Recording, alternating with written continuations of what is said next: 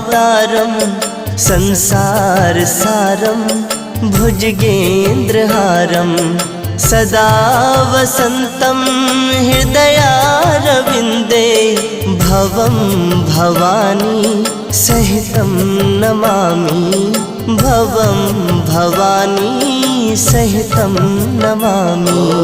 कर्पूरगौरं